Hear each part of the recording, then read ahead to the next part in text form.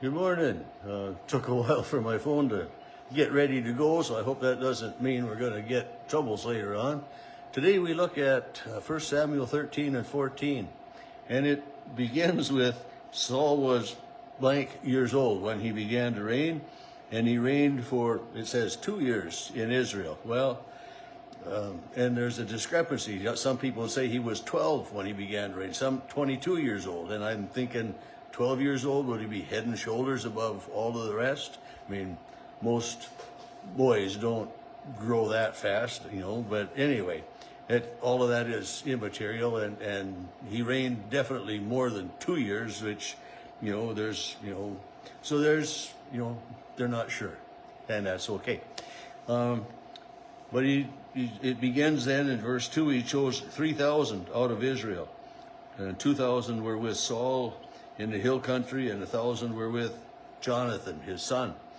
And they are, the Philistines are threatening and causing problems. And verse 3 says, Jonathan defeated the garrison of the Philistines that was at Geba, and the Philistines heard of it. Saul blew his trumpet and said, let the Hebrews hear. So he's pulling the Israelites together. And all of Israel then heard that Saul had defeated this garrison of the Israelites, and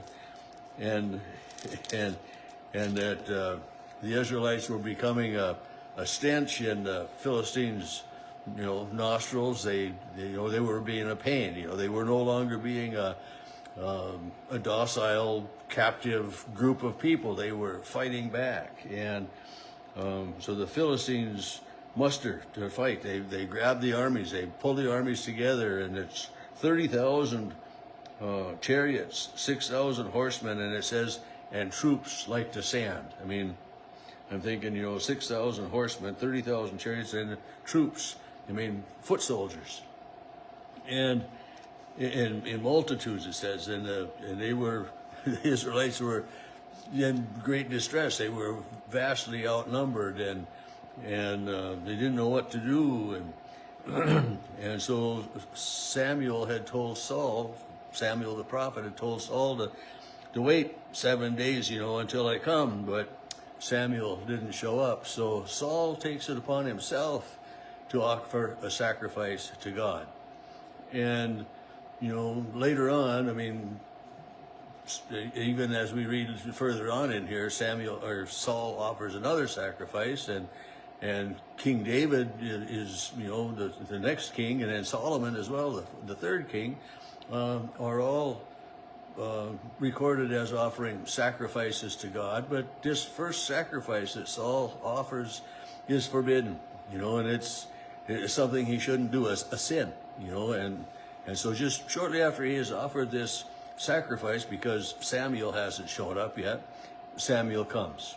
And, well, what have you done? That's the deal. So verse 11, Samuel says, what have you done?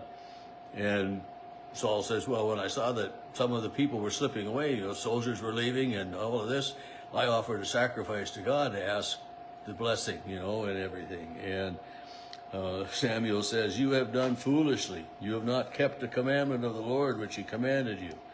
But now that you've done this, your kingdom will not continue. You won't be a king that rules a long, long time.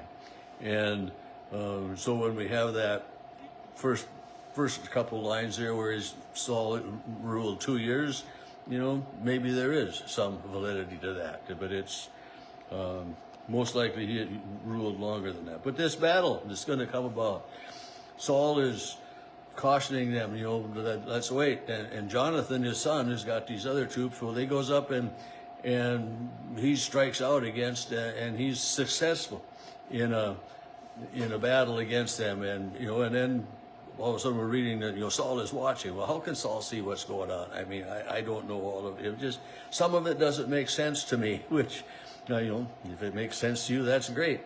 But some things I just kind of wonder about. But anyway. Saul had made the decree that no soldier is to eat anything during the battle.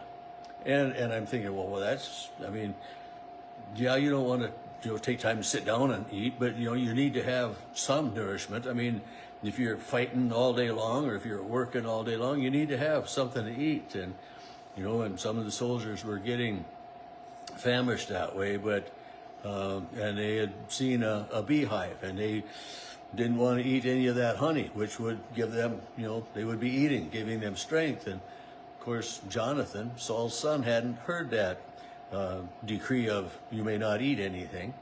So Jonathan dips his staff in there, and he has some honey to nourish himself, and it says his eyes brighten. He gets strength from it. And another thing with these Israelites too, it tells us that the Israelites didn't have any people in their midst that worked with iron. So they didn't have somebody that could make the swords and the axes and the tools of an army. And so, they went with clubs and rocks, slingshots, and, I don't know what they went to battle with, but they didn't have the tools that were the implements we would normally think of for war. And, but, so they still needed their strength. But anyway, it comes out that Saul has made this decree of, anyone who eats is going to be put to death. And then in chapter 14, all of this battle that Jonathan comes to place, and things happen, and this is when Saul makes his oath about that in verse 24 of chapter 14. Cursed be anyone who eats before evening, and before I have avenged the enemies. And it goes, and we come back down to verse 36, and Saul says, let's go down after the Philistines by night and despoil them by morning light. Let's not, they're going to go down and devastate the army. We're going to totally wipe them out that way. And he finds out that, someone has indeed eaten, and he says, even if it is my son Jonathan, he says that, and it comes out that, Saul says, well, I and Jonathan will be here, and all of you will be there, and we will see, who did this, and well, it was either Saul or Jonathan, because that was the way the lots came, and Saul says to Jonathan, tell me what you've done. And Jonathan said in verse 43, I tasted a little honey with the tip of my staff that was in my hand. Here I am, I will die. He's going to accept his fate. And of course, Saul has got to be crushed by that. And he says, God do so to me and more. You shall surely die, But then the people stick up for Jonathan. And they say, he has been successful in war. Why on the world would why would you take his life? He's the one that's had success. And they say, as the Lord lives, not one hair of his head shall fall to the ground, for he has worked for God today. So the people intercede on the behalf of Jonathan to Saul, and Saul decides, okay, his son can live, which is really a good thing, right?